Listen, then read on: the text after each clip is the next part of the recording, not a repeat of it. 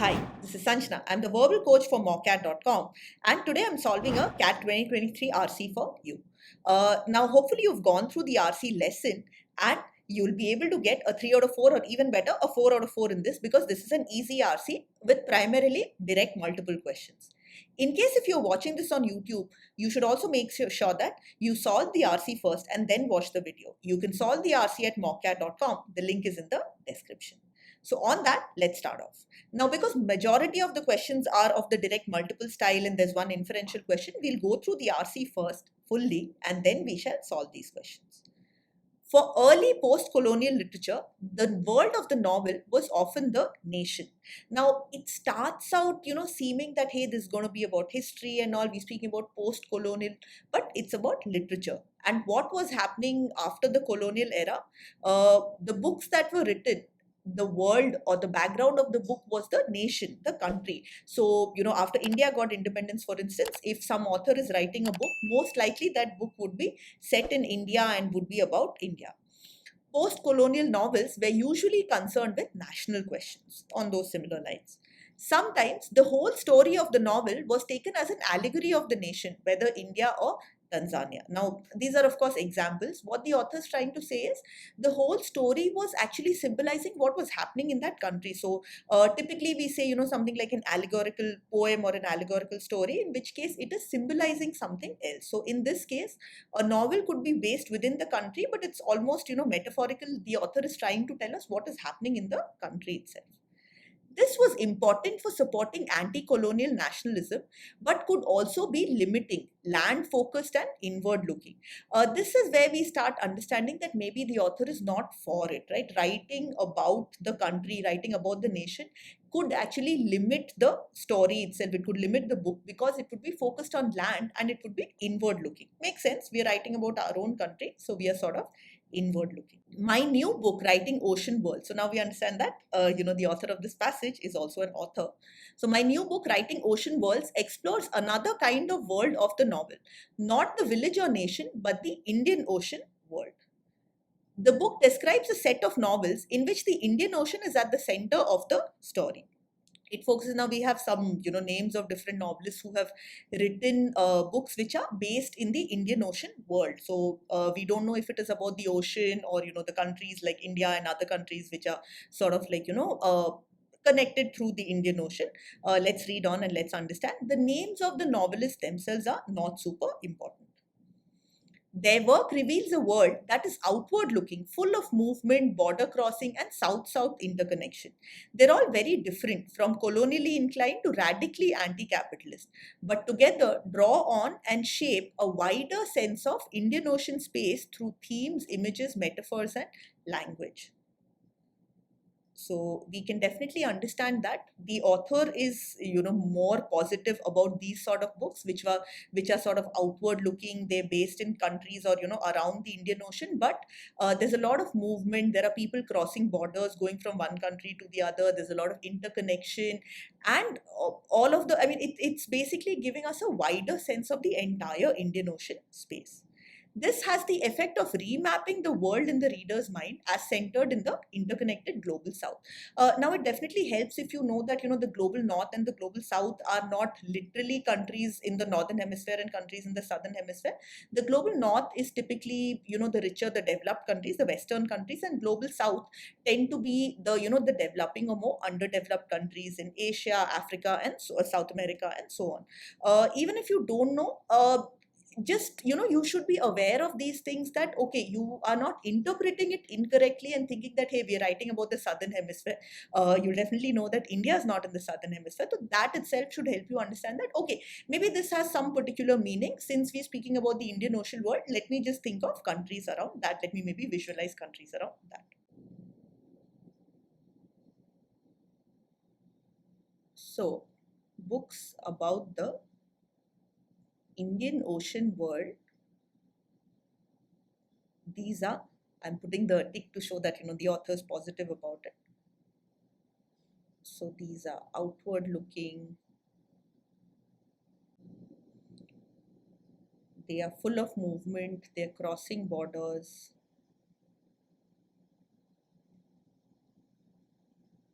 and they are centered on the global south. And effectively what they're doing is they are remapping the world around the global south. The Indian Ocean world is a term used to describe the very long-lasting connections among the coasts of East Africa, the Arab coast, South and East Asia. Again, we don't need to exactly remember these.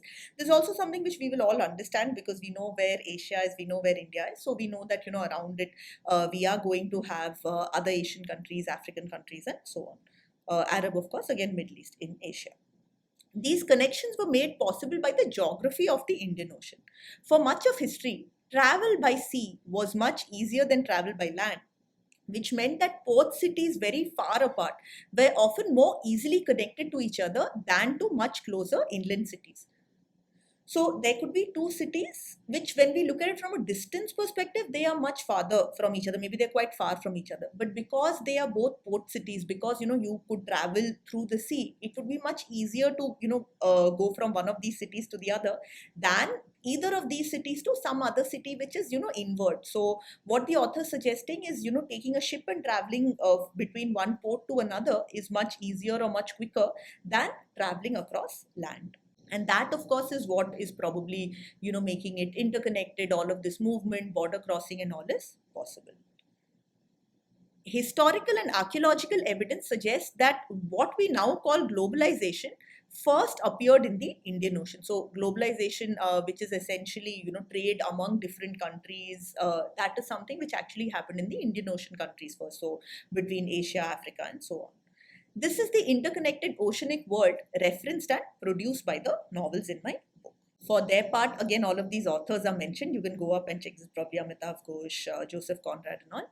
So they reference a different set of histories and geographies than the ones most commonly found in fiction in English. This is again something which makes sense.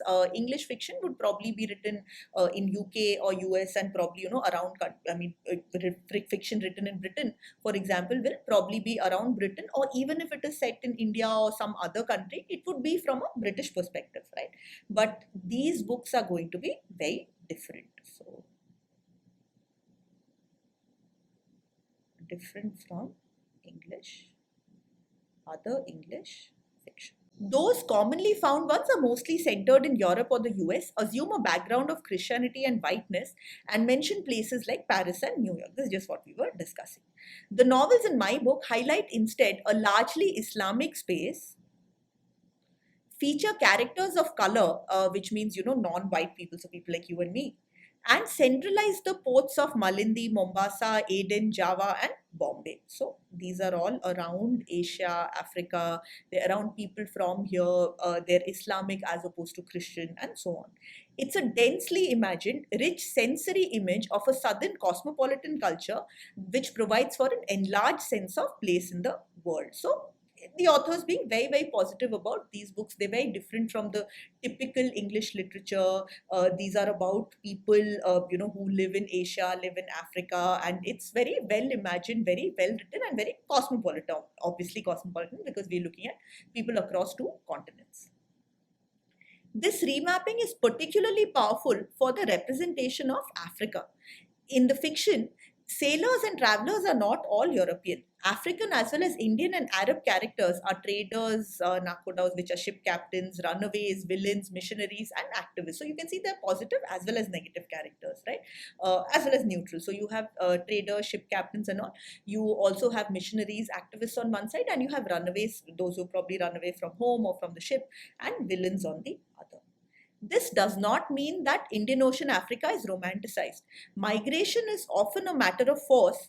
Travel is portrayed as abandonment rather than adventure. Freedoms are kept from women and slavery is rife. So it's a very realistic picture, right? The author is not saying that, travel was awesome or Africa was awesome or something. It's correctly shown in the sense that the reality is shown. Migration, people could be forced into it.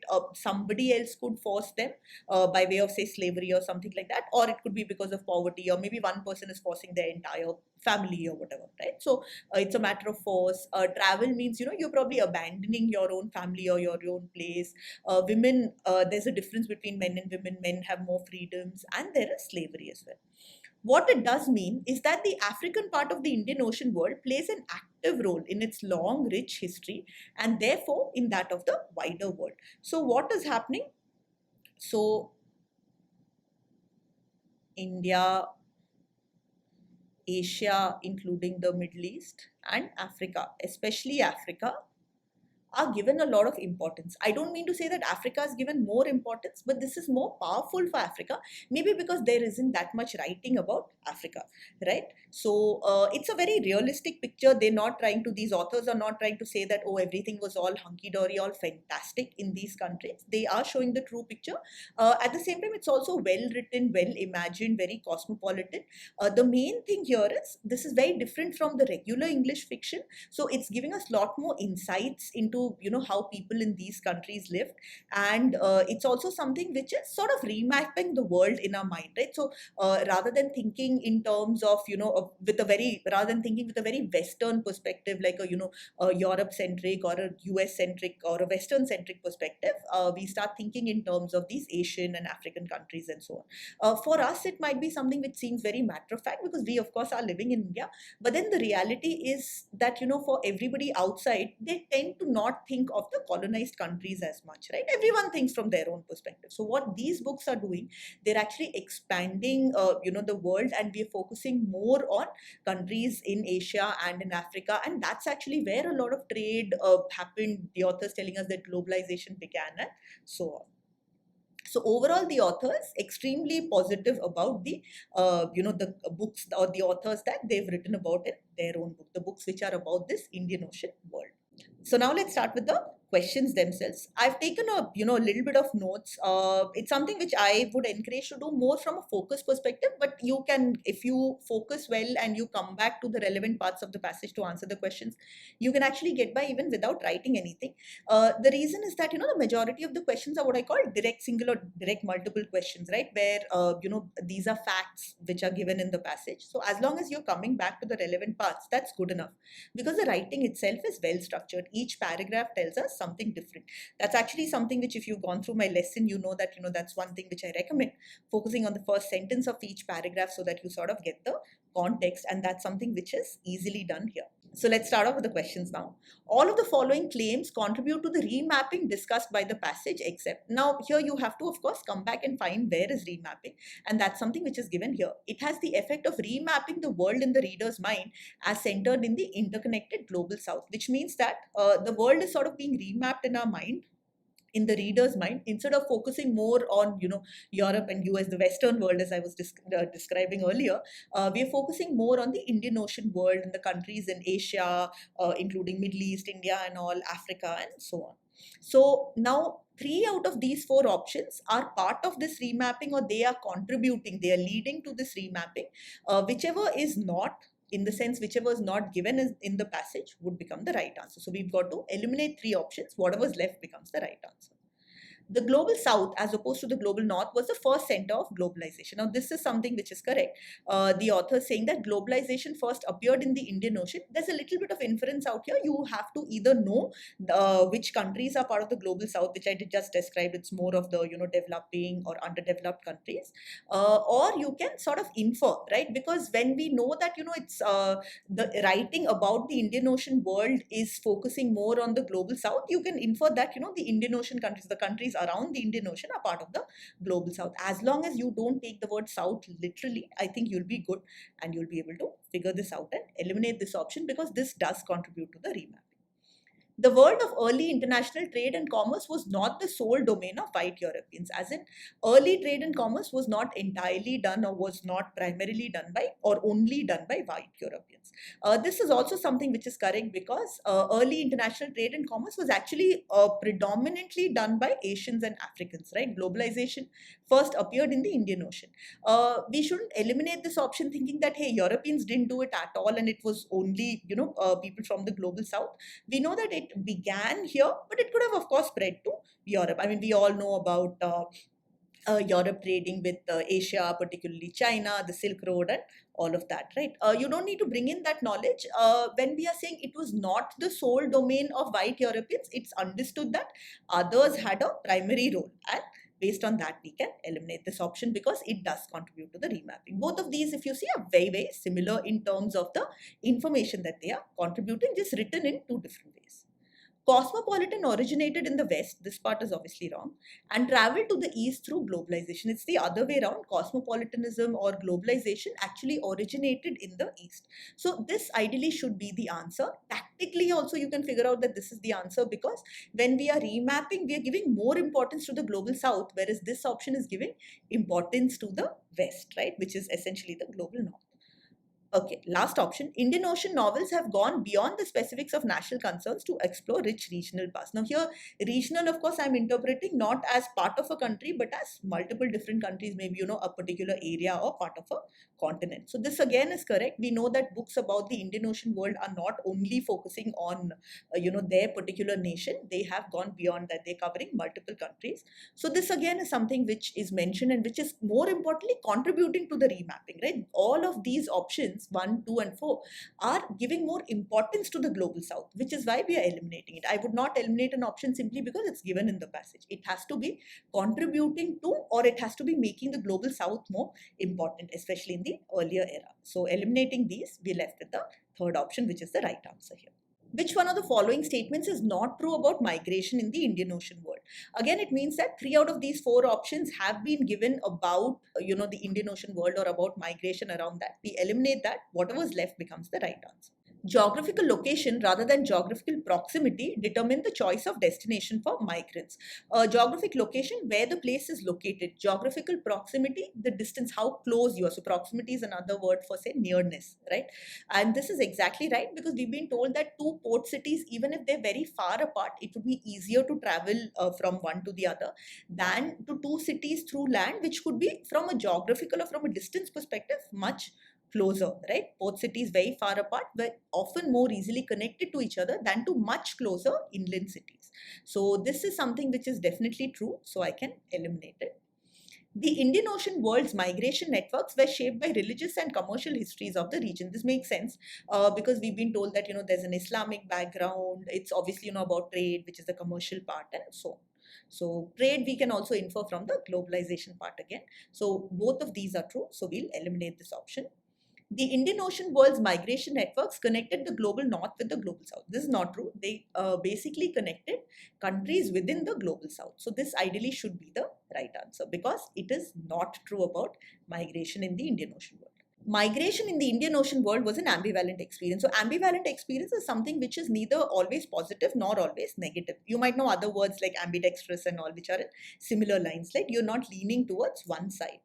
This is something which is true because, the author, obviously, we understand that migration or focusing on these countries is partly positive because there was globalization.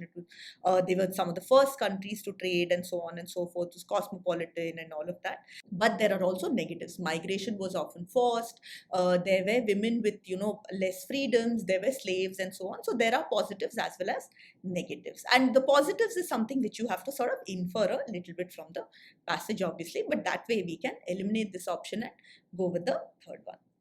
On the basis of the nature of the relationship between the items in each pair below, choose the odd pair out. So a complicated way of saying that these two should be connected, these two should be connected and so on. If there's a common relationship, then whichever one option doesn't have that common relationship becomes the right answer, or whichever one is not related, which, two things don't make sense together, can also be the right option.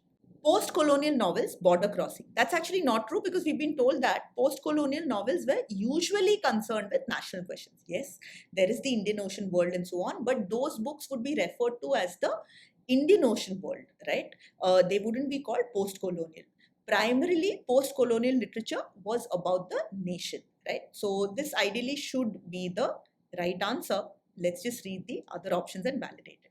Post-colonial novels, anti-colonial nationalism, that makes sense.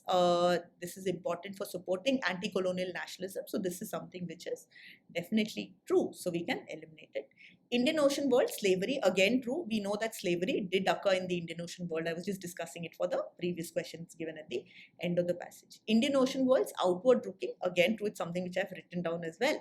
And it's something which is mentioned over here. So we can eliminate this option as well and go for the first option, which is correct. Don't sort of fall into the trap of like thinking that, oh, but Indian Ocean World is also included in post-colonial novels. If you see, you have Indian Ocean World and Indian Ocean novels, so you should be able to infer that these are two different things. Now, the last question is an inferential question, but that's also structured in a way to make it a little bit tougher for us. All of the following statements, if true, would weaken the passage's claim about the relationship between mainstream English language fiction and Indian Ocean novels, except. What this question means is, if all of these four options are true, even if it's going against the passage, it's something new, whatever, if we assume these to be true, 3 out of these 4 options are going to weaken the claim which the author has made about general English fiction versus these Indian Ocean novels. And what is the claim which the authors made? The authors told us that, these two are very different. General English fiction is, based in, let's say, Europe, particularly UK, or in the US. It's primarily white, Christian, and so on.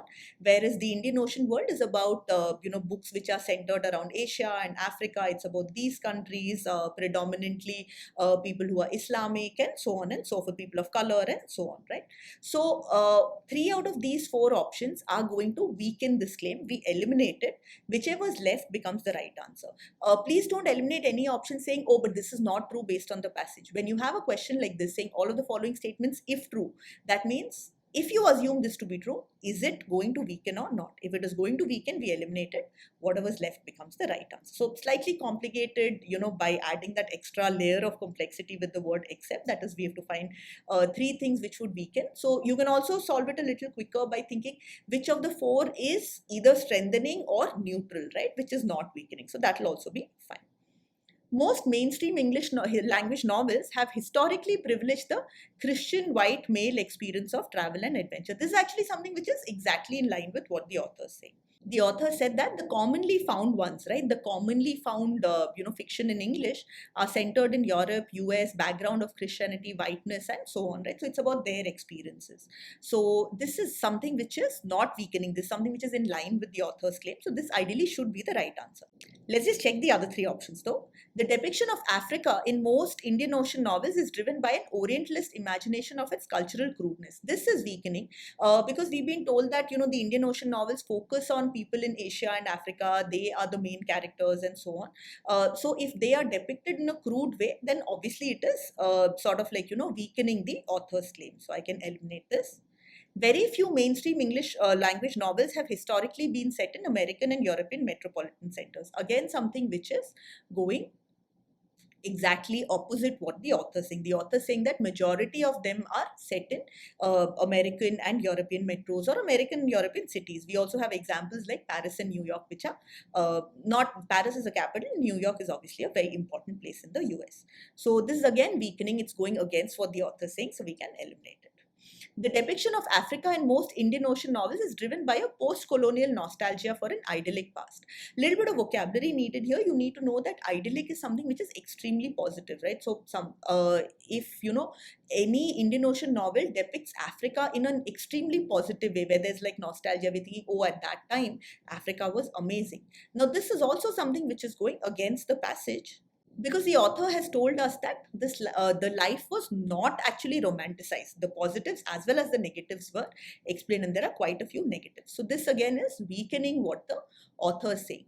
Now, if you see these options, none of them are exactly about the link between the two, right?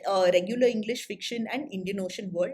They're all, what these 3 options are doing is they're all weakening something that the author said, either about the regular English fiction or about the Indian Ocean world kind of fiction. So that is why sometimes, you don't need to take these questions exactly literally. But as long as here 3 of them are weakening what the author is saying, and you eliminate them, whatever is left becomes the right answer. So that will be option 1 over here. So that's it for this RC, and hopefully it helps you with your CAT prep. If you're watching it on YouTube, definitely subscribe, because I'll be trying to come up with an RC every day, so that helps you with your CAT prep. And if you've not yet signed up on mockcat.com, what are you waiting for? Just sign up right away to Prep with 99.9+ percentiles. All the best.